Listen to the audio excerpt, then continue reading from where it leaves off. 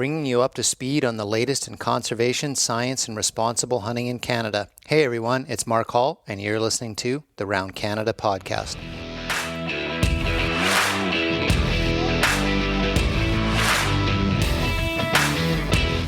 Are off and rolling.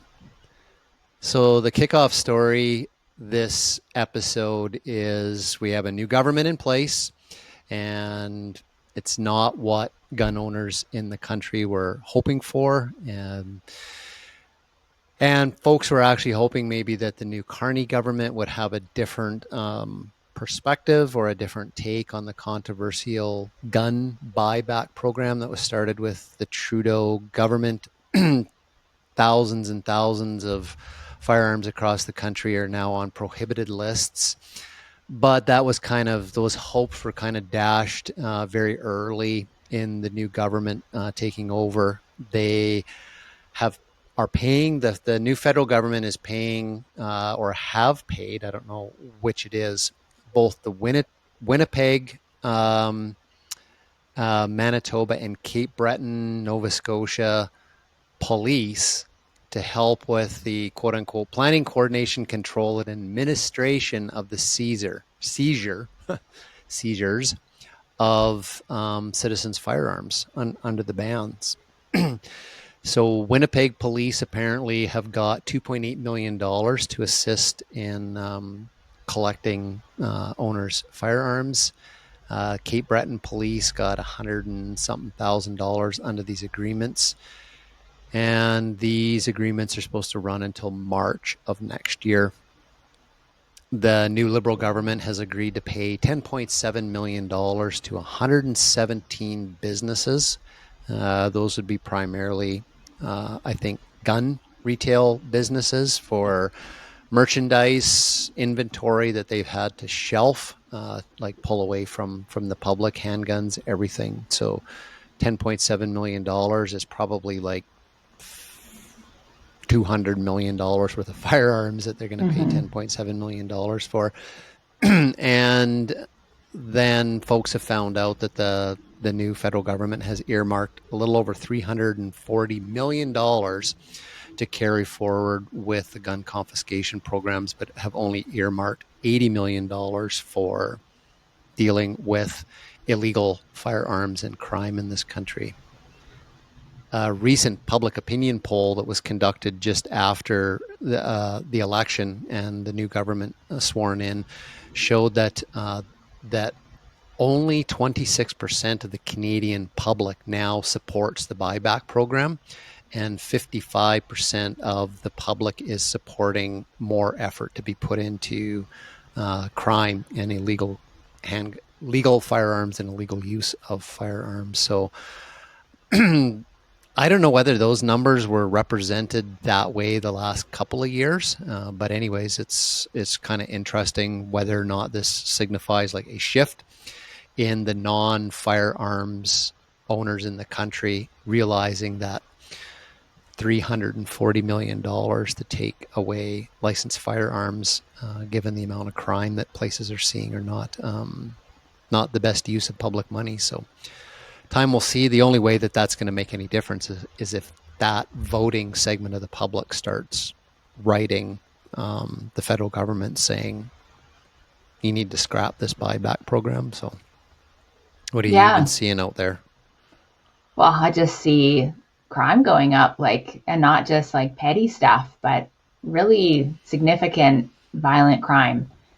And I don't understand the tone deafness of the current government now to continue to push forward this thing that is so obviously not beneficial to Canadians, and it continues to just take away from our safety, from our economics, from our tax dollars. Like, we're all working our butts off just to survive here, and then to see that much money going towards something that is not beneficial to anybody except for the criminals. So they're like, oh great, the feds are busy over there, this money is going to take away firearms from legal gun owners, so let's keep playing over here because obviously the government's not serious about coming after us. So I think more and more people are starting to wake up that this is happening. As more and more news stories come out about significant violent crimes happening in their communities, people are not feeling safe.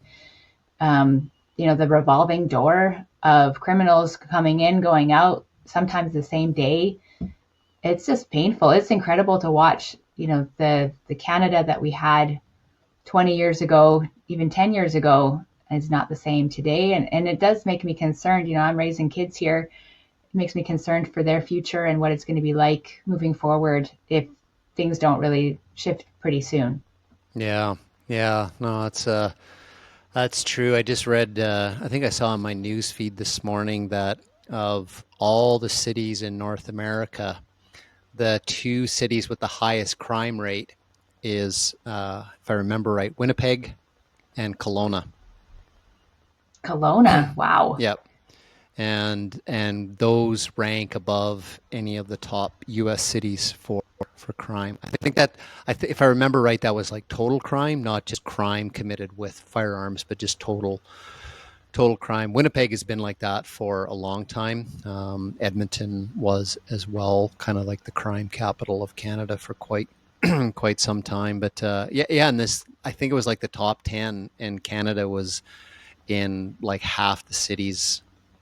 40% of the cities in North America with the highest crime rates were Canadian cities. Wow. So the sad part is 340 something $1 million that are earmarked to take back these prohibited firearms now.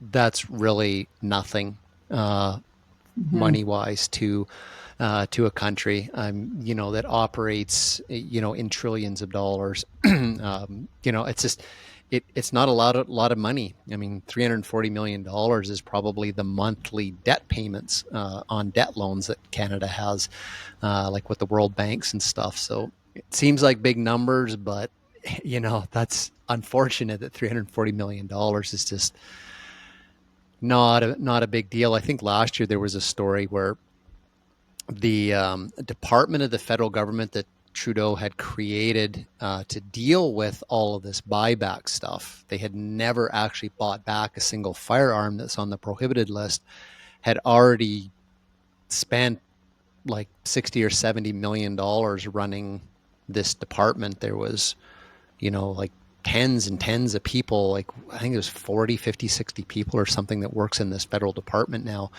spent almost $100 million and haven't even had a single firearm returned to them off the prohibited list. So crazy that those types of numbers don't really matter. But the silver lining here, I think, is the what might be a shift in public sentiment across the board, not just firearms owners, but non firearms owners.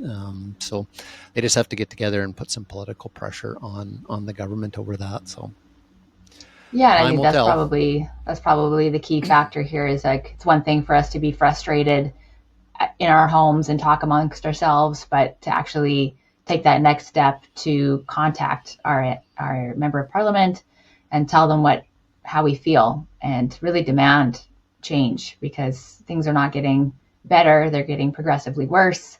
So what are you going to do about it? I see what's happening. It's important for Canadians to really raise their voice about this because we want our country to be strong and free and safe for future generations. So it's in our power right now to do something about it.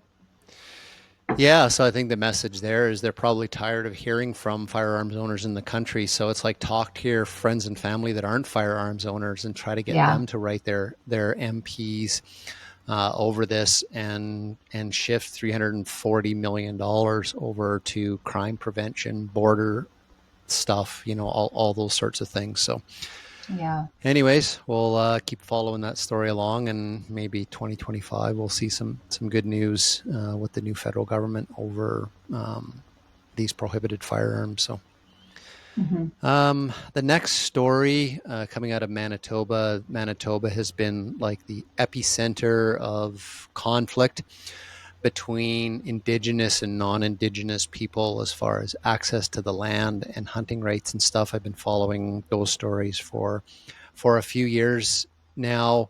or well, at least since last year, kind of when a lot of this erupted. There is a First Nation in Manitoba that has now come out and expressly laid claim to one of the provincial parks in Manitoba, Turtle Mountain Provincial Park. It's in southwest Manitoba, and they're basically claiming like exclusive ownership of everything in the provincial park, wildlife, land, the resources, everything. So that's kind of just another one of sort of the things that's going on in Manitoba that, in my opinion, kind of signals some really broken things in this province in reconciliation. Just today, we released a new article on the Blood Origins website that kind of talks to some of this. I would ask people to go take a look at that. The article centers around some of the issues that are happening in British Columbia with provincial parks and some of the First Nations. So I think it's a good message. It was written by one of our team writers. It's a good perspective, I think, that maybe drills down past the blame level of these things and kind of talks about where is this coming from? Why are First Nations across this country all of a sudden like really increasing their voice and claims to land and resources and that sort of thing? So spoiler alert is I think that it falls back onto the failure of governments across this country and in doing meaningful reconciliation. Anyways, other things that are going on in Manitoba around this include a First Nation, Blood Vein First Nations, wanting to exclude non-Indigenous hunters from their traditional lands or their territory. A consortium of First Nations that have been working to get control over the Seal River watershed. That's one of the national park Indigenous protected conservation areas. It's massive. The Seal River watershed is about 6% of the entire province of Manitoba. A group of First Nations are looking at gaining control over, which would be all the resources, mineral rights, everything, as well as it would exclude hunting, trapping, and the hunting and fishing tourism operators that are in that watershed. There's another proposed similar area in the Fisher River Conservation Initiative in the Interlake area in Manitoba, in an Indigenous protected conservation area, again, which would exclude non-Indigenous citizens in Manitoba from use in the park. There's lawsuits from First Nations in Manitoba that are looking for exclusive control in their territories, and it seems to all hit in Manitoba right now. Like it's kind of like the base case. British Columbia is probably second in where some of these issues are starting to arise. The Manitoba Wildlife Federation is engaged in a lot of conversations with its membership, with the public, with government, and with nations, kind of looking for, sort of a more cooperative and transparent approach to some of these conversations. And yeah, the Federation, just on behalf of its membership, is kind of concerned about this trend of shrinking the land base, the public land base that Manitobans can go out and do anything. It doesn't have to be hunting or fishing, but, just recreating and using Crown land. They're just looking for sort of a reset on the approach to using national parks or conflict between Indigenous and non-Indigenous communities. So that's kind of still ongoing in Manitoba. That sounds like a sticky situation.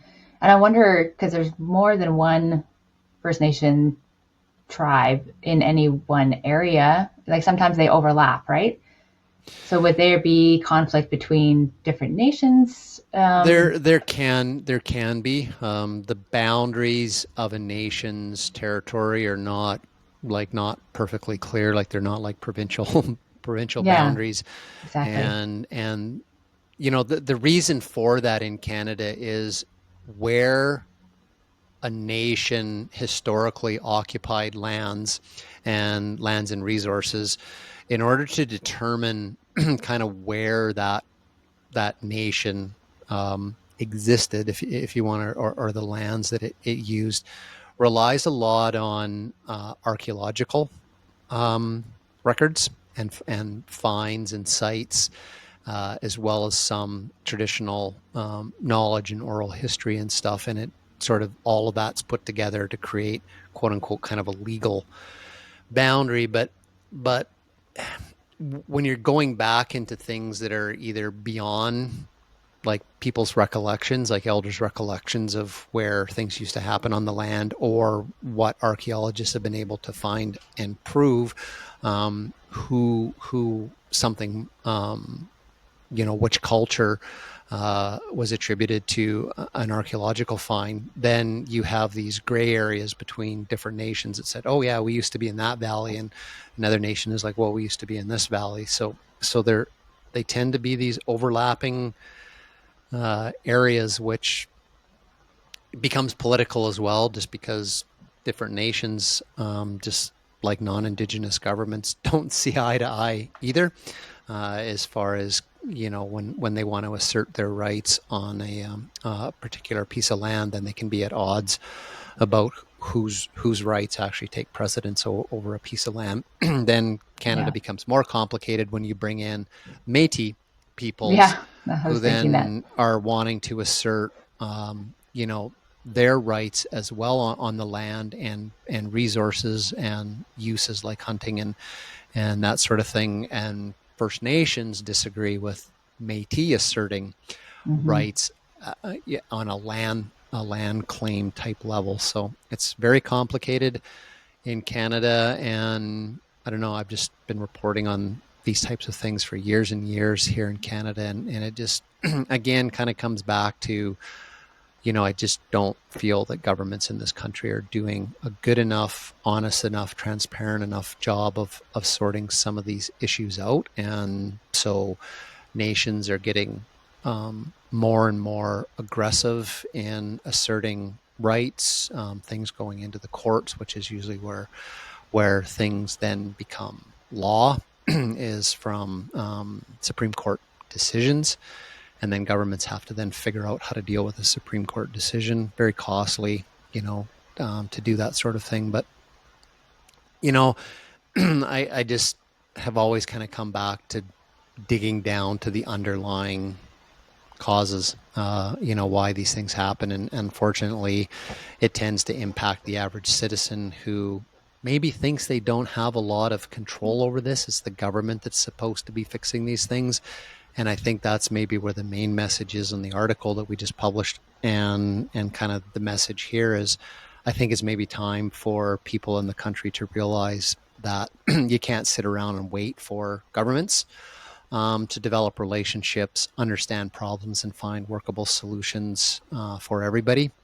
People are just going to have to start doing it, whether it's, communities, individuals, hunting organizations, outfitters, whatever it happens to be. I think it's time in this country to start working with Indigenous people in your area, listening and understanding the sources of problems, and trying to work as citizens with nations as well. And I think that's a powerful thing that scares governments. If citizens and nations got together and Right. said, hey, this is how we'd like to, let's just say, handle loose allocation in an area, they would be then telling the government how things are going to be done. And then the Yeah. government loses power, loses control.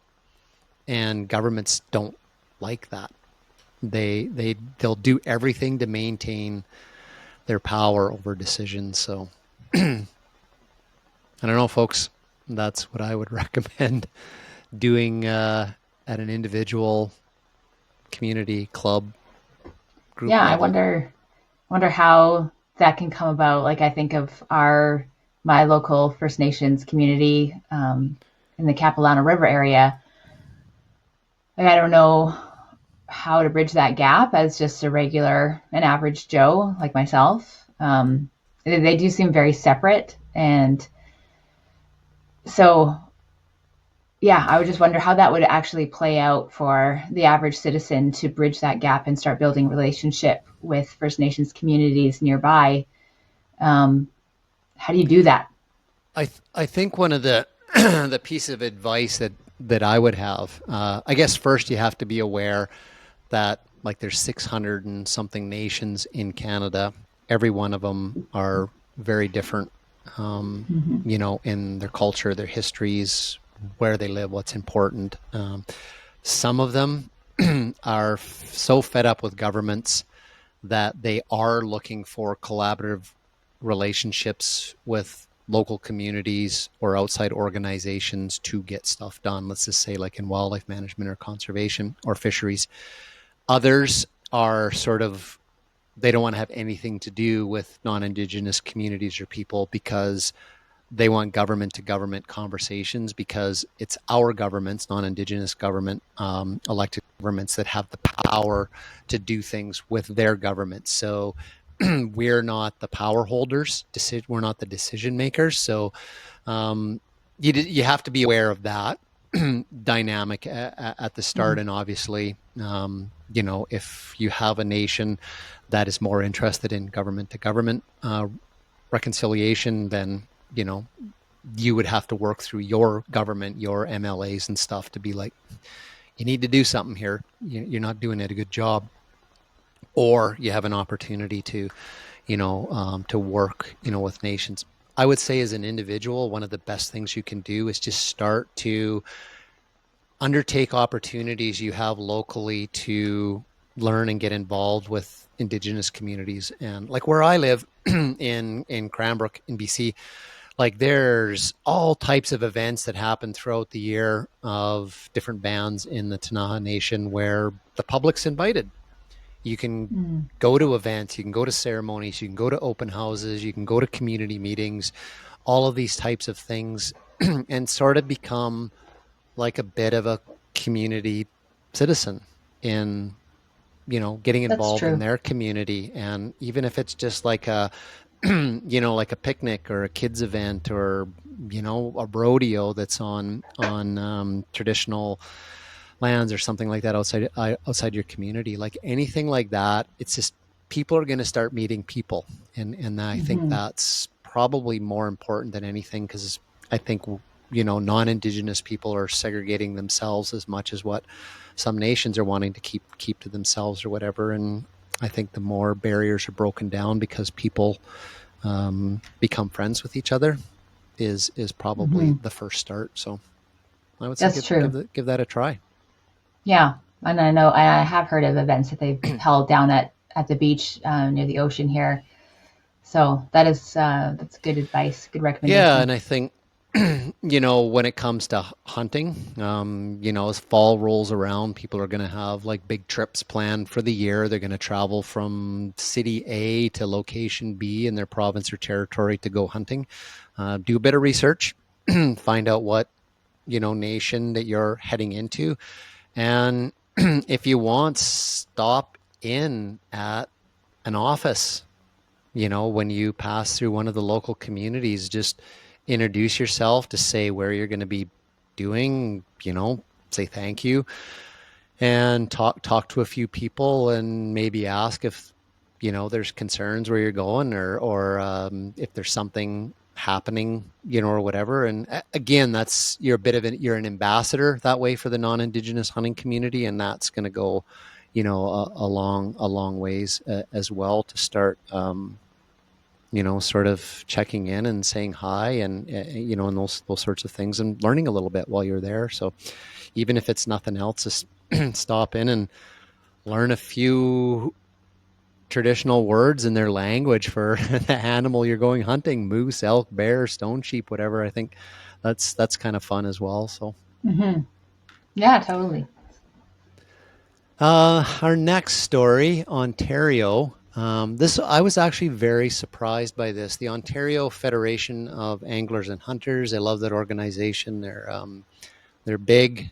They lead a lot of things that have influence outside of Ontario, as far as hunters and anglers go, and firearms owners. Great organization. Love everybody that's doing what they do there.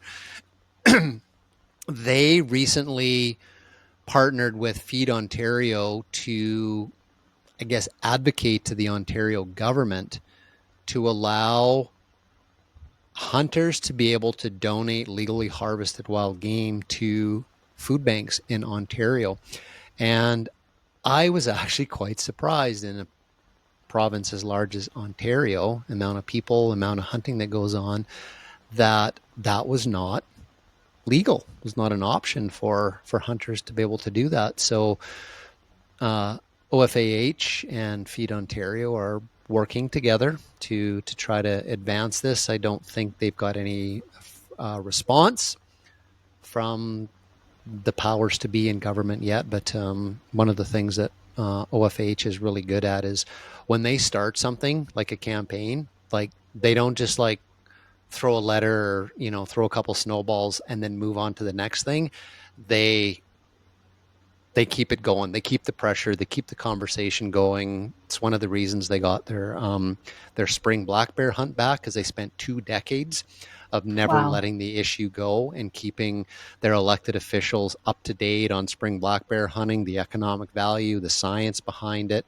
And their win is that the opponents of spring black bear hunting just gave up after the ban was put in place, but OFAH didn't, and they managed to convince the elected officials to bring in a different decision. So when it comes to this, wild game donations to the food banks, I know full well that the Ontario Federation of Anglers and Hunters are not going to quit until this becomes something that's legal in Ontario. So what a great initiative, though.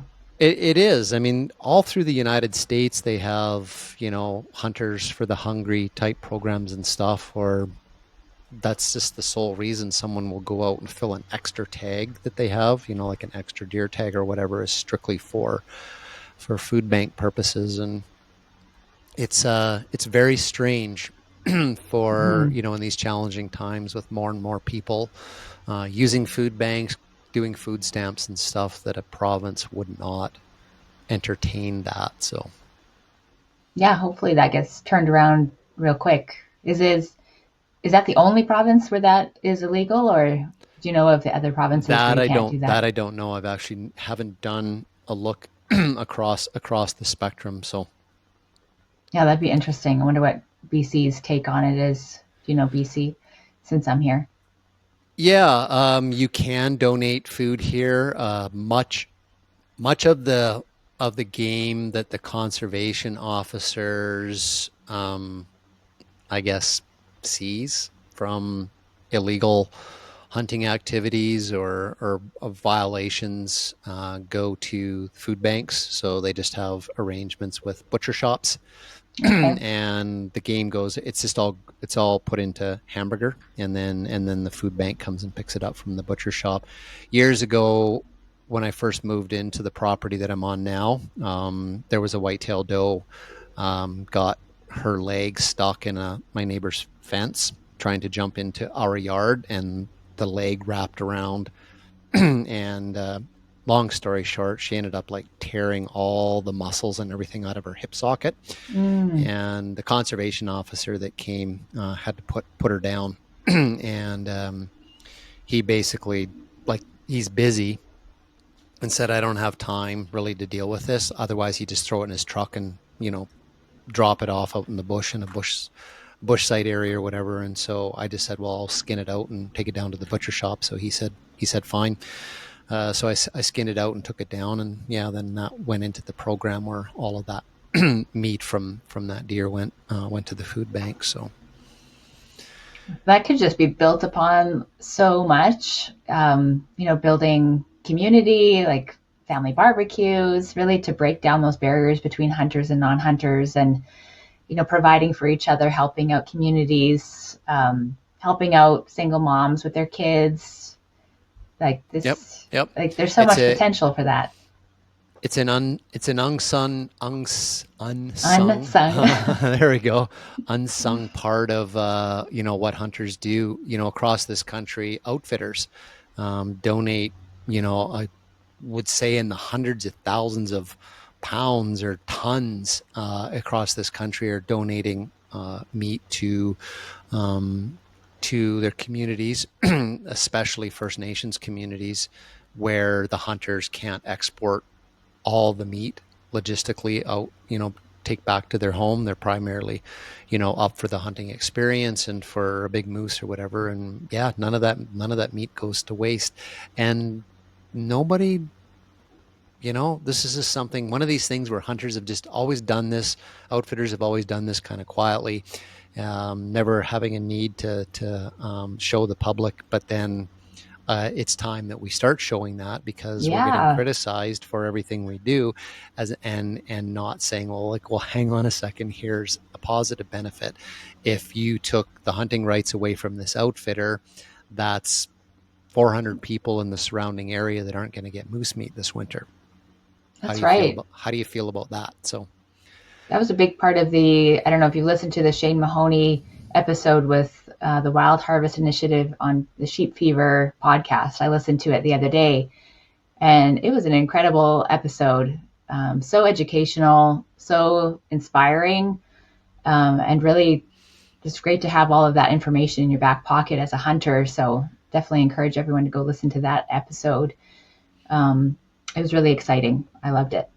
yeah, I've used data from Shane's Wild Harvest Initiative program to create infographics in the past around like the amount of meals created annually by hunters. I think I've done moose, elk, white-tailed deer, wild turkey, and waterfowl, and it's staggering, the hundreds of millions of individual meals that hunters create every year in this country. It's an order of magnitude more than the amount of people that we have in this country, like the numbers of meals.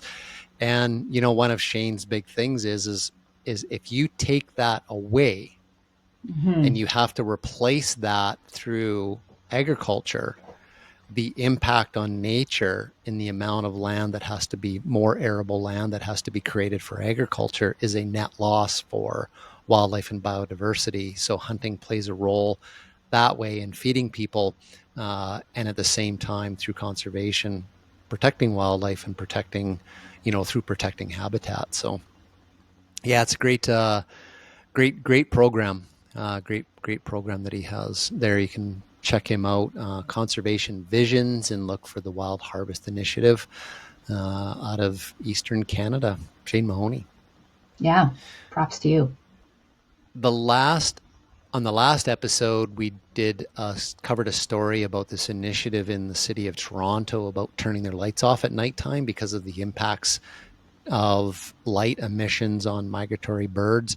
A listener that knew more about this reached out to me with a bunch of information on that, because I had some questions around, has this something that's been researched? Are they monitoring, the effectiveness of it? And yeah, I got a bunch of research papers that have been done, and just sort of in a snapshot, some studies that have been done say that the amount of birds that strike windows in all of Canada, so residential and commercial buildings, it's about 25 million birds per year, and scientists say that is an ecologically significant number.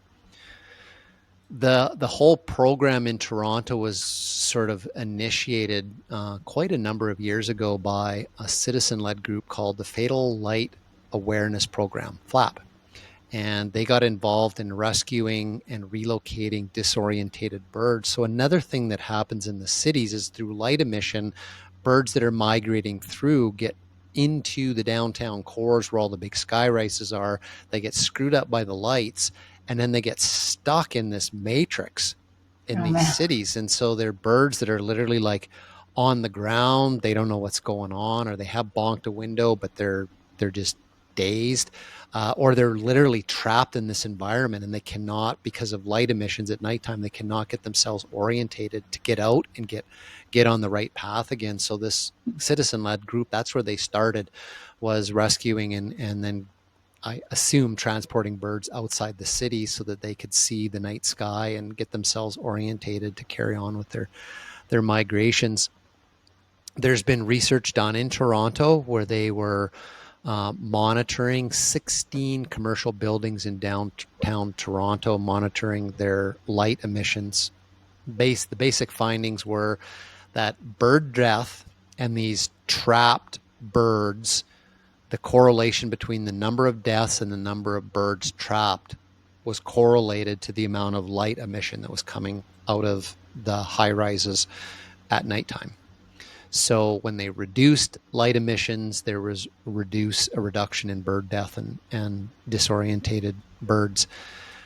They did find that weather played a significant role in these death rates and these disorientated birds because heavy cloud cover and rain was correlated with the most amount of strikes. So you got these where they can't see to navigate, and then you got these light emissions, and they end up in this environment where it must be just like unimaginable that the birds can't figure out where they're going, and so they're striking the buildings. The cool thing was in this program that monitored the 16 businesses in downtown Toronto, over about a 4-year period, this program of automatically shutting lights off in these big buildings at nighttime saved $3.2 million over a 4-year period in power bills.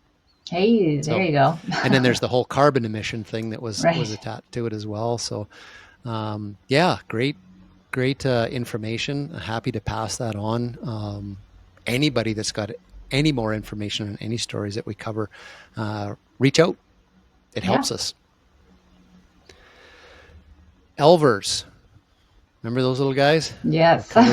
Covered those lots. The little baby eels and the controversy around the fisheries in Atlantic Canada. So new story I've seen recently there is 8 Mi'kmaq communities in Atlantic Canada are moving towards managing themselves and managing the elver fisheries on their own through self-regulation as a treaty protected right management plan.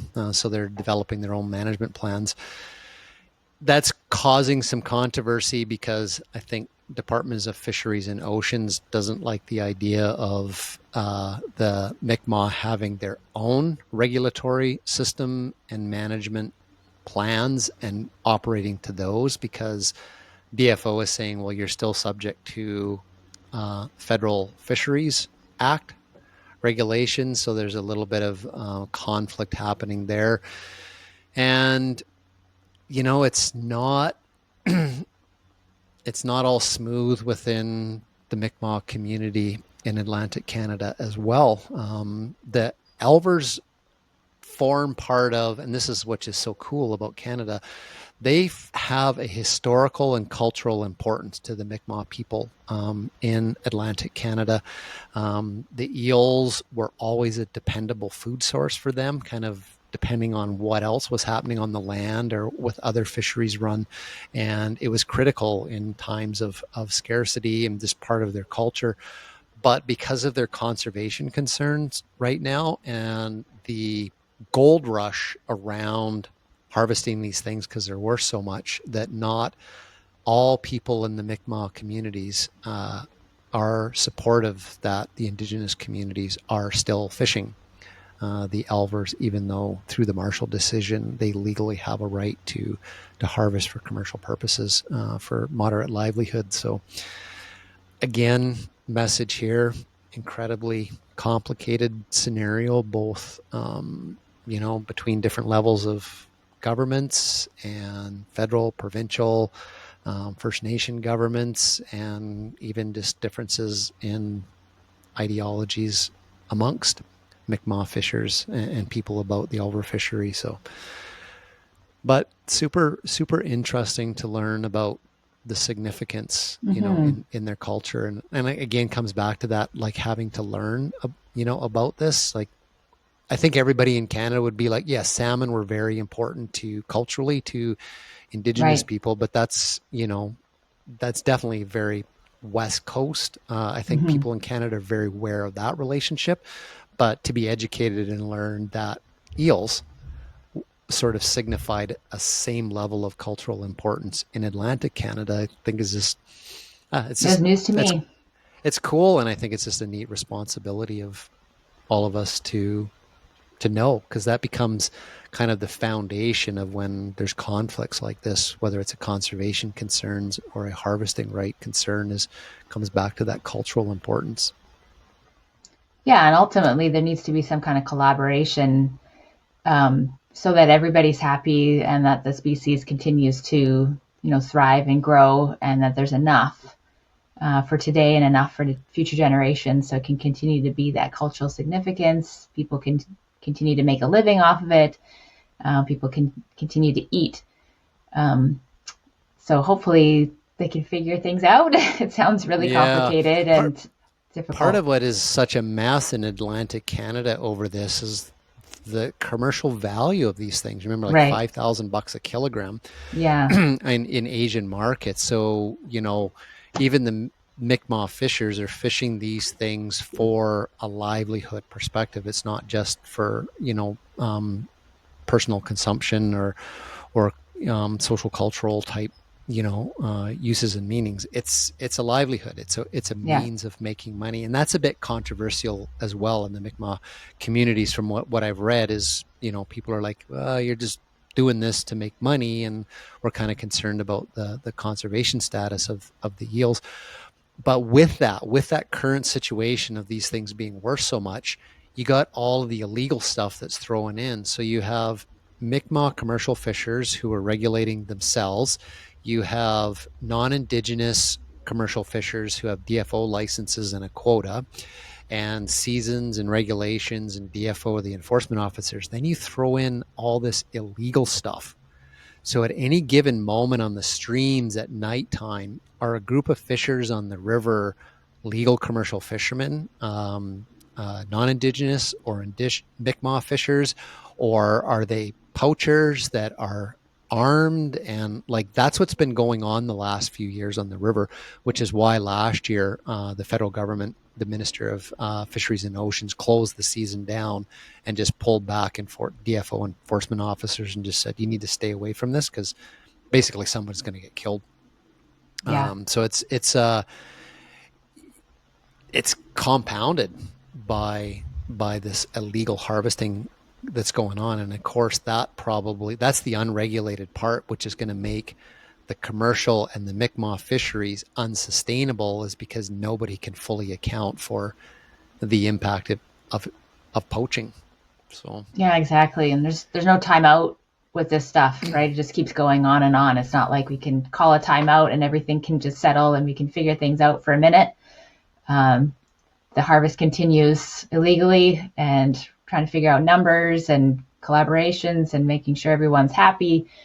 Meanwhile, the elvers are just they're getting slammed.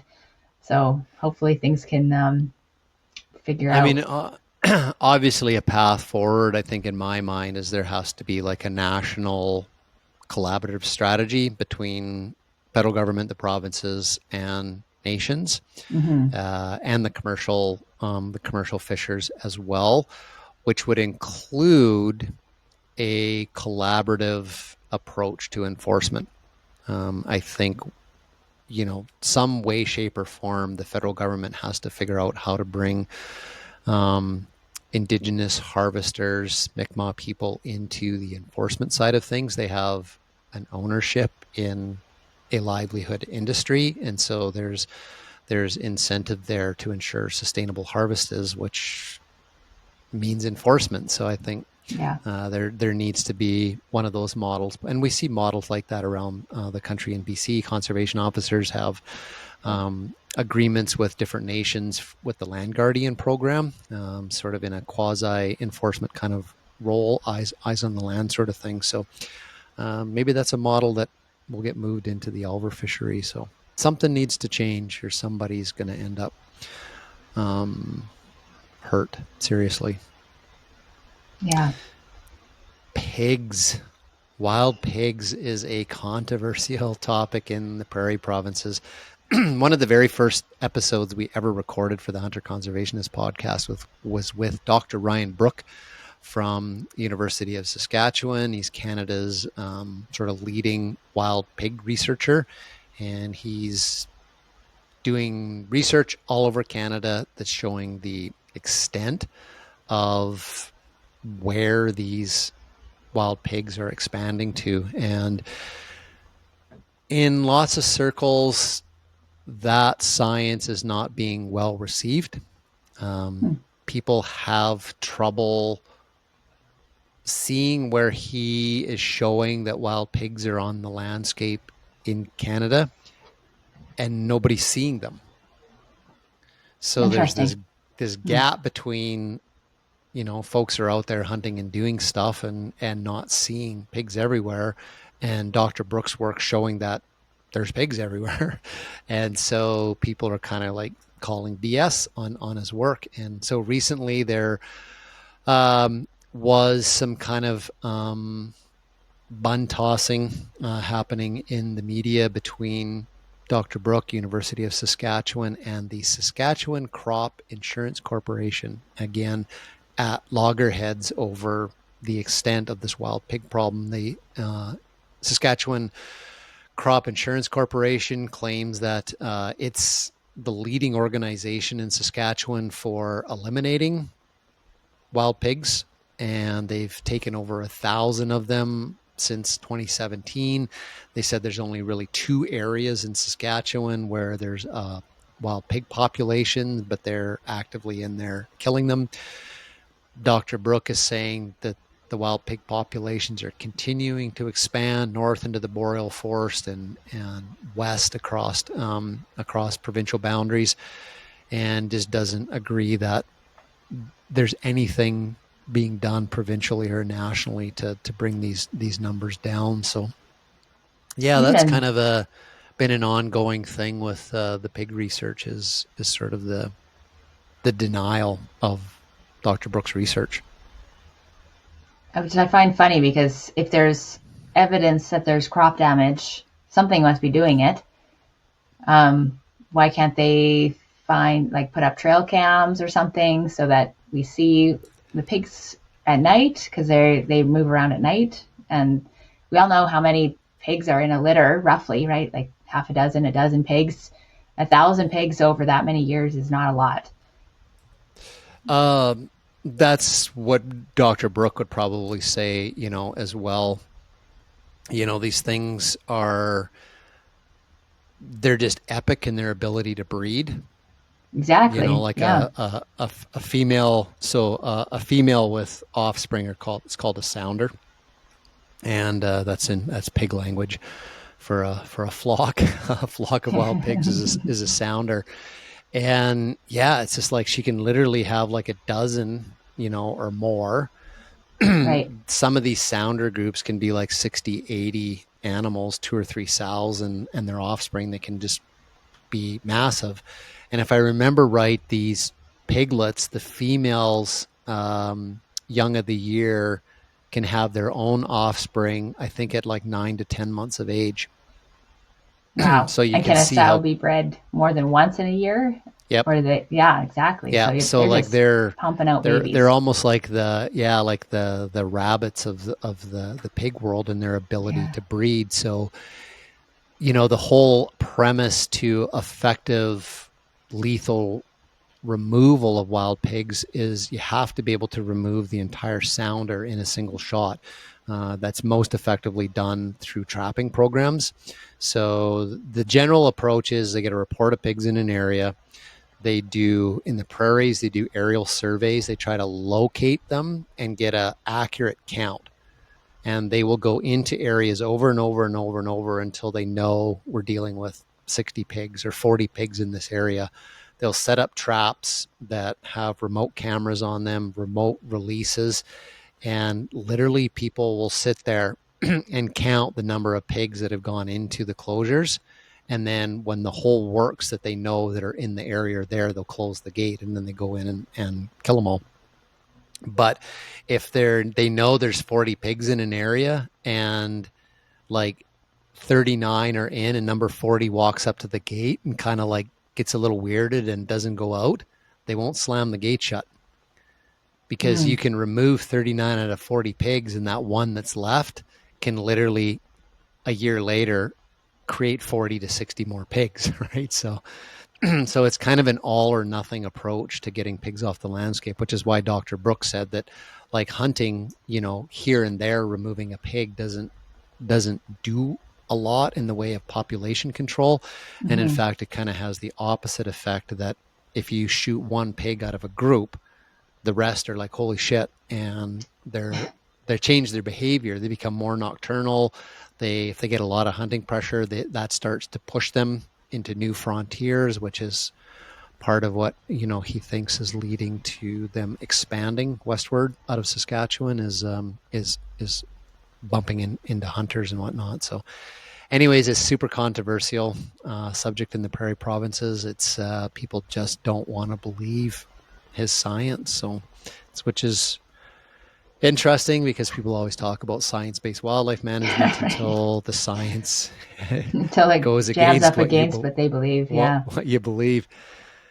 On the story of wild pigs and pig research, scientists out of Assiniboine College in Brandon have developed a pilot project that they're testing to look for wild pigs on the Manitoba landscape through what's called eDNA.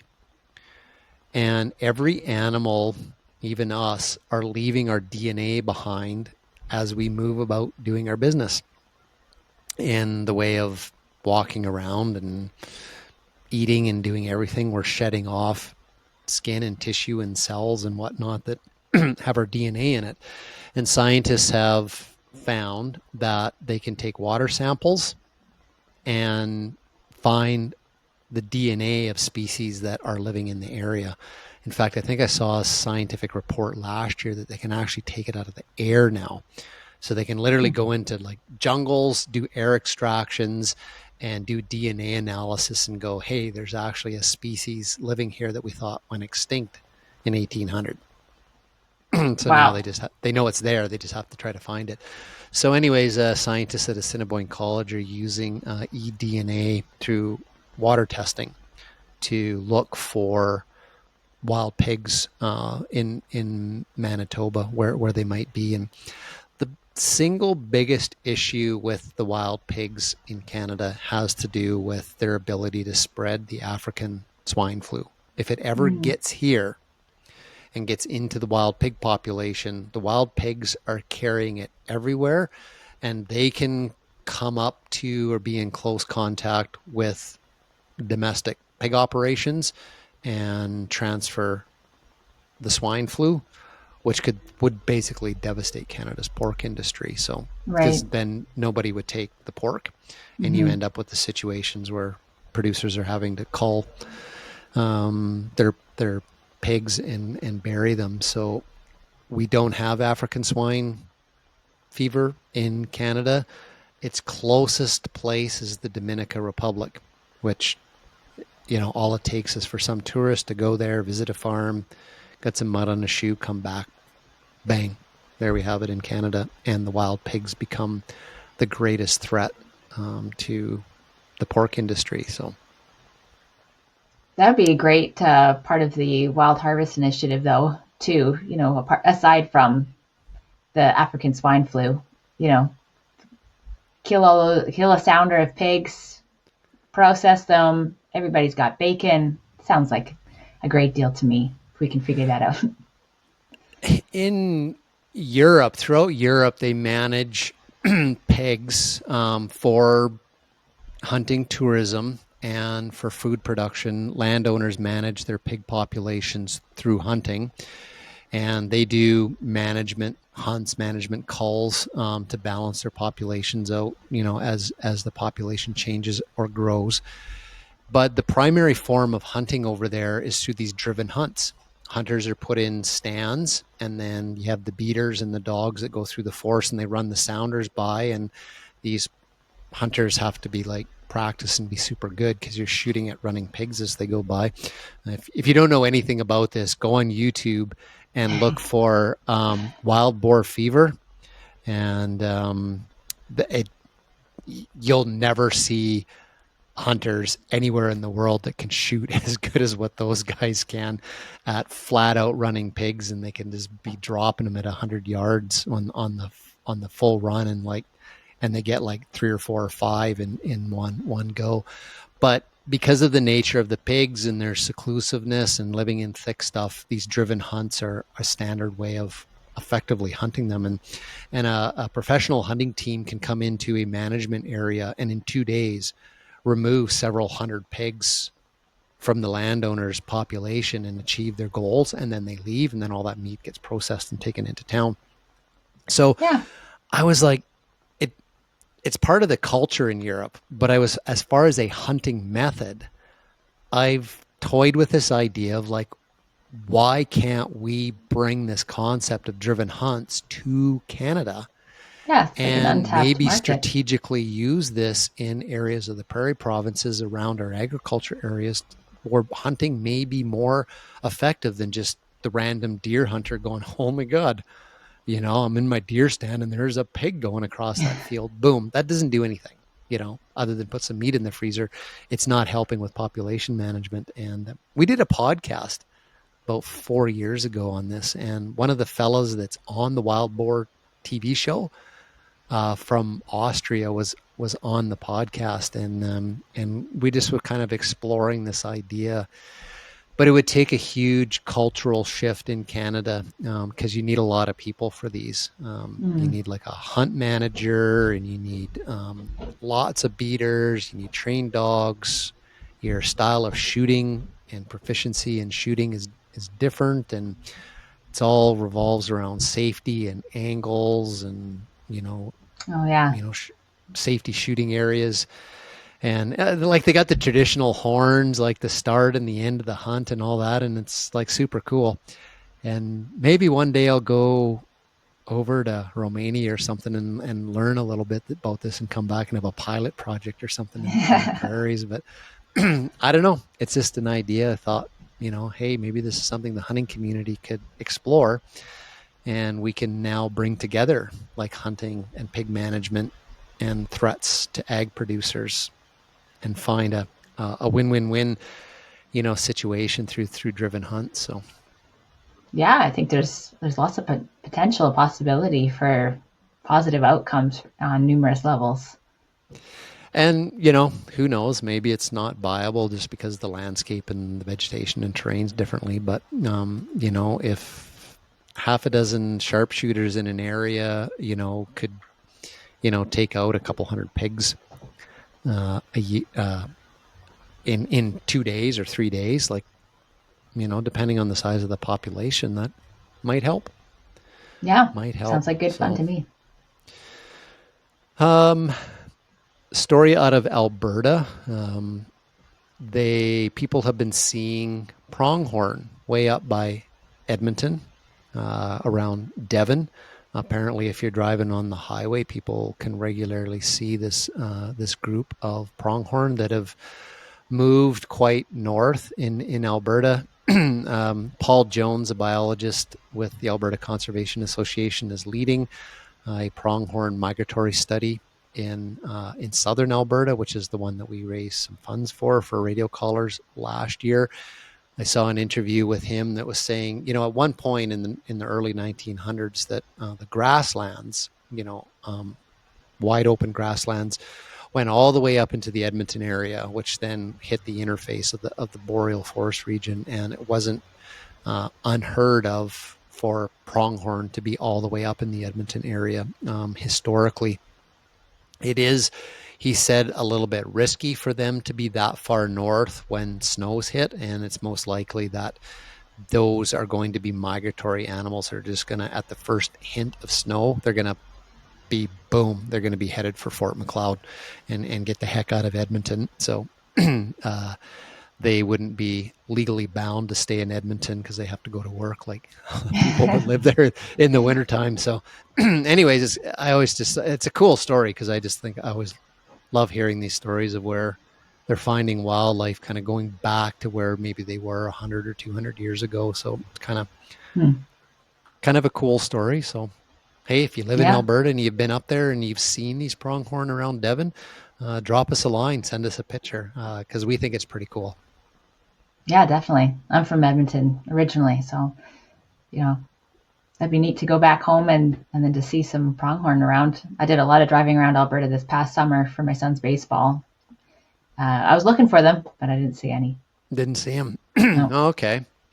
So, I mean, I think it's one of those things maybe it's like the locals just kind of want to say we kind of know where they are, but we don't want everybody knowing exactly what range road or, whatever to see them on or something. So that's fair. They should probably keep it that way. Otherwise, as the way the world goes, we end up doing a story about a pronghorn up by Edmonton that somebody shot and left in a field. Like this, we don't want that to happen. So No. if you do have a cool picture and you want to tag us on social media, don't be too descriptive other than just say Northern Alberta. Yeah, well, it all looks the same, so it's hard to, you can't tell a mountain range hard in to Alberta. pinpoint. Yeah, Yeah. there's no way of pinpointing it. That's right. Like we can if somebody sees the mountains in the background in the picture. So Yeah. another story, Nova Scotia, a single individual of an invasive fish species was found in some native waters in Nova Scotia. It was an egg-bearing fish called the Oriental weatherfish, also known as the pond loach. It was discovered in Morgan Falls in April. So these fish are native to East Asia. They are part of like the fish trade for aquatics, like your home aquariums. So like so many of these invasive fish species, it sounds like the most logical route of introduction was somebody dumping a fish aquarium, thinking that they're doing their fish good, be free, little buddy, and then gets in and wreaks havoc on the native aquatic organisms. So, anyways, I'm sure they're probably doing a lot more assessments now to see if there's more than one of these fish in the area. I don't. It was quite a short news story that I read. I don't have like a full grasp on how virulent these things could be if they did. But it seems to be the common story with invasive species is they come from Asia or Europe, like that. They introduce them here and they're like, hey, this is an awesome environment, generally because they don't have the competition that they do from their native range, and life's good. Yeah, and the population explodes. Yeah. Yeah, often it's just people with a pet that don't want it anymore, and they dump it out somewhere, and then it ends up, blowing up in an area and wiping out all the native species and really causing a lot of disruptions. Oh, absolutely. I mean, you've probably seen those stories from around Canada about the goldfish. Yeah, that's what I was thinking it's like, too. well, there's kind of only one way that a goldfish gets into a local water stream or something like that. And it's like it came from somebody's fish aquarium. So who knows? But anyways, I just thought it was a cool story to pass on to you. Another reason to support your local, regional, and provincial invasive species councils is because they're dealing with everything from plants, insects, mammals, birds, reptiles, and fish on the invasive species front, which can have an impact to, as you know, the native ecosystems and our ability to hunt and fish and enjoy the outdoors from, that kind of food consumption perspective. That, yeah, invasive species are a threat. So if you're anybody out there looking to support something in conservation, I think your local invasive species councils would welcome any type of donation, because these are the types of things that they're working on. So, hey, last story for this episode, fish related story, but it's a positive story, and it has the news article that you found was sockeye in the desert. Yeah. which is about the sockeye salmon that are in Osoyoos Lake systems in southern BC and the Okanagan area. Not really a desert, a true desert. It's a dry, arid ecosystem, with, big sagebrush and antelope brush and grassland habitat and stuff, but definitely not a desert Well, like a desert sounds more sand. dramatic, so. I think that was the thing, right? It's got Yeah. everybody picturing, like the camel and going across. And it's like, oh my God, there's like Sand fish dunes here and salmon. in this oasis. No, it's in the southern Okanagan in British Columbia. The Osoyoos Lake sockeye run was nearly wiped out in the 1940s through dam construction that spanned all the way down the Columbia system to the Pacific Ocean.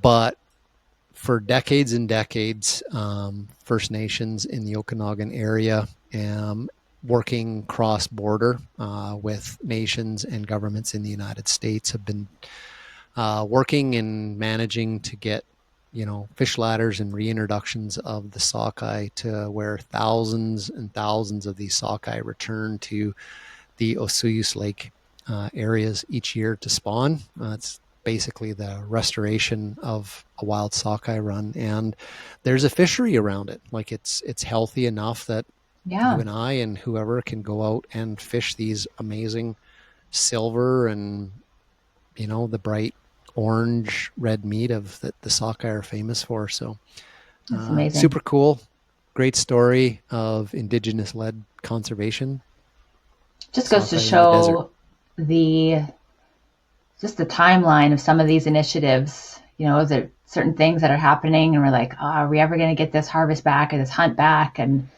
it's just a long, persistent haul of a group of people to keep hammering at an issue, Mm, and then mm. eventually, the wall falls down and there's success at the end of it. But it's a long haul for some of these things, even with the sockeye now of decades, and the previous story that we talked about out of Ontario with the spring bear hunt, just decades of persistent advocating for certain things, but it does eventually produce a result. But it's amazing, high five and thank you to those people who first started these initiatives way back when. And maybe a lot of those people didn't even get to see the final fruit of their labor. And we get to enjoy that now. But it takes a lot of time in some of these things, which is just blows my mind. Just the steadfast, persistent work of some of these people to continue to believe in what they are doing, and to not give up on these things. That's a great message. Especially because I think we live in a world now, even in the hunting community, in the fishing community, where we just have this instant gratification.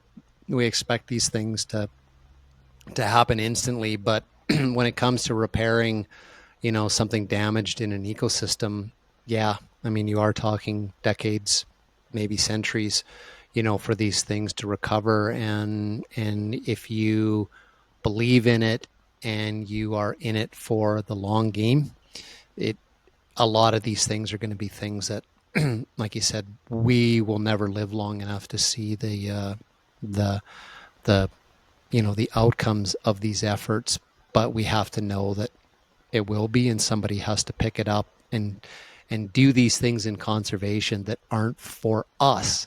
We Mm-hmm. all talk about, oh, let's do this for the kids in the next generation, but then everybody rushes out and does things, all for their own self reasons.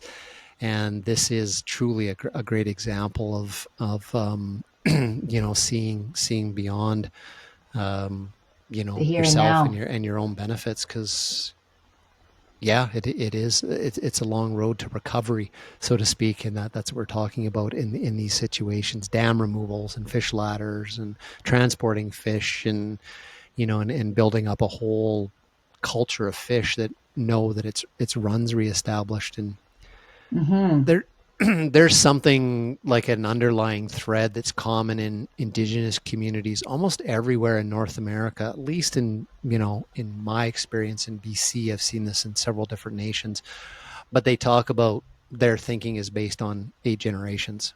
Oh, So wow. they talk about we're doing this now because we're looking at it from 8 generations perspective. So when you think of how far down out in the future 8 generations are, folks want to put things in place now because of this concept of always thinking 8 generations ahead. So that's definitely something, a lens we have to have in conservation for sure. Yeah, that Is definitely puts things in a different perspective. Like think of the grizzly bear hunt here, what that's going to take. Spring bear in Washington. Even though the science, I'm sure the science was blaringly clear for many years for the sockeye, making changes to dams and making fish ladders and all of that, but it takes forever, 8 generations, but then it yeah, actually finally happens. So to sort of change our thinking, like you say, from instant gratification to potentially 8 generational thinking, that kind of gives you the marathon perspective rather than the sprint perspective, and yeah, you can yeah, pace yourself in that exactly. way. Yeah, go slow to go fast. Yeah, That's a saying I've heard. Caribou situation in British Columbia and yeah, northern Alberta are the same thing. I mean, there's programs, maternal pen programs, the Indigenous led program with the Clenziza herd in northeastern BC. The primary reason the nations are involved in the maternal penning project, the wolf control program to recover caribou. Their single goal is they want to be able to hunt the caribou one day again because it's part of their culture, defines who they were as people. And the people that are involved in it now know that that's not achievable in their lifetime, but they have to do it now because for their culture to survive, caribou are going to have to be in abundant numbers again in the future. So that's another example, like on top of the ones that you've added on as well. So great yeah. message. Yeah, I think it's worth thinking about.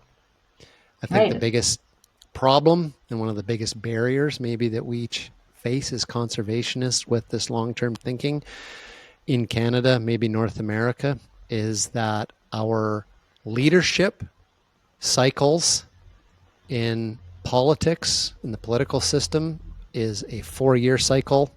In corporations, it's a 7-year cycle. Mm, The average life of a CEO of corporations, and of course they play a huge role in the natural resource industries and even where funding is put into for conservation, they're in and out in 7 years. Our elected officials can be in and out in 4 years, but we're talking about people that have to champion and be behind an initiative to maybe last 100 years. That's a challenge with our current corporate political structure in North America. yeah. And that's just another piece of the puzzle, I guess, is knowing that not you're not going to continue to make progress. You're going to make progress, and then you're going to have to step back as new leadership comes in, and you have to educate them, and you're Start all educating your over again. children, and you're educating those who are younger, and you're mentoring them about the issue. So it's like 2 steps forward, 1 step back. But Yep. eventually, if you continue and if you're faithful to the cause, eventually change happens. And I think that's why it's absolutely critical to have kids involved in every step of the way in Mm-hmm. hunting, conservation work, like the work the guys at Pit Waterfowlers do with their wood duck nesting box program. They have kids out Yeah, there, my boys love just a that. couple of hours, and stuff, but it creates that spark, that Mm-hmm. intergenerational, connection with conservation. There was a story that relates to this.